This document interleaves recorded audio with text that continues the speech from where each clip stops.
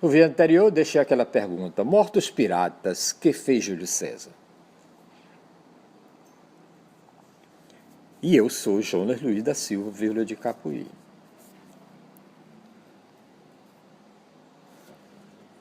Júlio César tomou os 50 talentos de volta e pagou aqueles que lhe tinham emprestado o dinheiro. Do restante dos bens que tinha, os piratas, não ficou com nada, distribuiu tudo entre os voluntários que tinham ajudado a capturá-los. Nesta história toda, um jovem havia feito guerra e condenado criminosos sem autoridade legal alguma.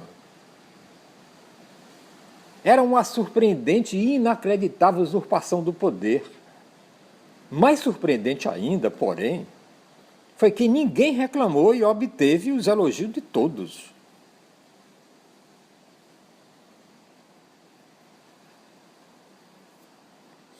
A narrativa deste episódio mostra bem as qualidades que fizeram do futuro general Júlio César o delírio de seus soldados nas Gálias. Mas tal como está contada neste vídeo, é mais do que uma simples curiosidade. Nesta historinha da juventude de Júlio César, está descrita no fundo toda uma personalidade que, juntamente com a situação política da época, permitiu a um homem quase desprovido de recursos e relegado ao trabalho de viajar uma fronteira distante, em poucos anos se tornar o senhor do mundo e transformar a República Romana num império sob o comando perpétuo de um só homem.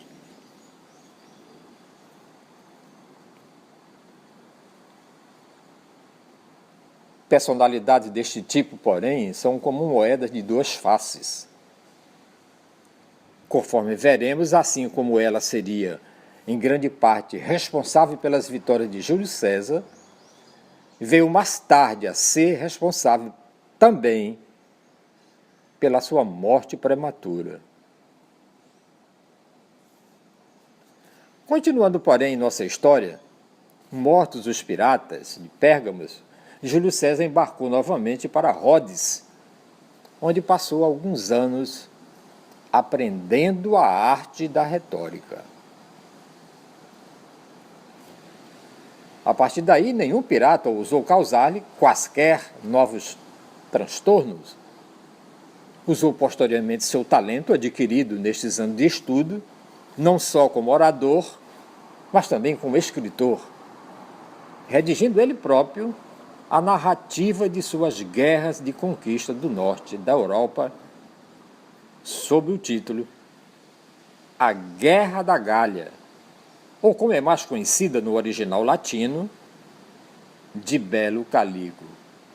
Este livro veio a se tornar, justamente com as obras de Cícero, o principal clássico da língua latina, até hoje estudado por todos aqueles que desejam aprender esta língua na sua forma considerada mais perfeita.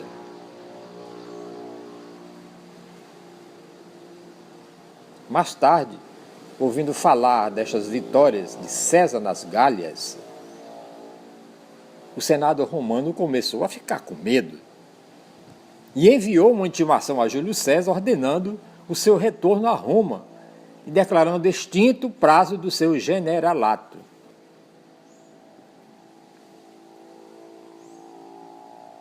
E Júlio César aceitou a ordem de retornar a Roma, mas não a extinção do seu generalato. Fez questão de voltar a Roma, acompanhado do seu exército. E os senadores amedrontados não só tiveram que aceitá-lo como general, como também nomeá-lo cônsul vitalício da República Romana. E César passou a governar a República Romana como se fosse um rei,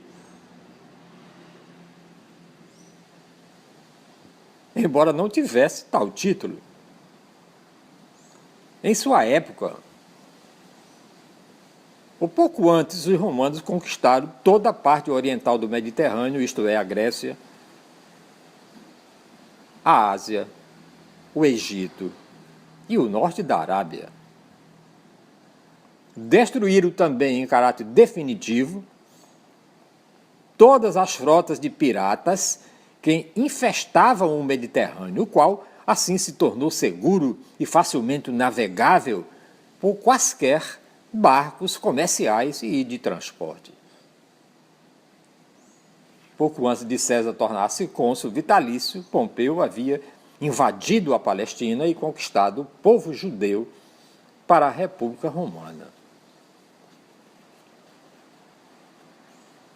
Muitos judeus foram deportados para a cidade de Roma, onde acabaram formando uma grande colônia. E outros emigraram para cidades gregas, onde estabeleceram sinagogas em suas próprias cidades. Júlio César poderia ter governado sabiamente a República Romana se tivesse procurado fazê-lo de comum acordo com o Senado, coisa que esta instituição teria tolerado de bom grado. Assim como acontece aqui no nosso Congresso, se o presidente da República não tiver de acordo com as duas casas legislativas, ele será empichado. Temos dois exemplos, Collor e a Dilma, aqui no Brasil. E, em vez disso, porém, preferiu governar com um manifesto desprezo pelos senadores e com medidas frequentemente ostensivamente humilhantes para a instituição senatorial. Aqui foi a mesma coisa. O resultado que acabou colhendo foi que, poucos anos depois, ao entrar no recinto do Senado, uma multidão de senadores, entre os quais se achava o seu filho Brutus, o apunhalou impiedosamente. Aqui, no caso Collor e no caso Dilma, foram os senadores que a apunhalaram na escuridão da noite. Depois de vários acontecimentos, o poder acabou passando para Otávio, também filho adotivo e herdeiro de Júlio César, o qual, de uma certa forma, estabeleceu um pacto com os senadores, pelo qual passaria a governar Roma de comum acordo com o Senado e, em troca, o Senado lhe conferia o título de príncipe, imperador e Augusto. Roma, assim, deixava de ser uma república e passava a ser um império. E amanhã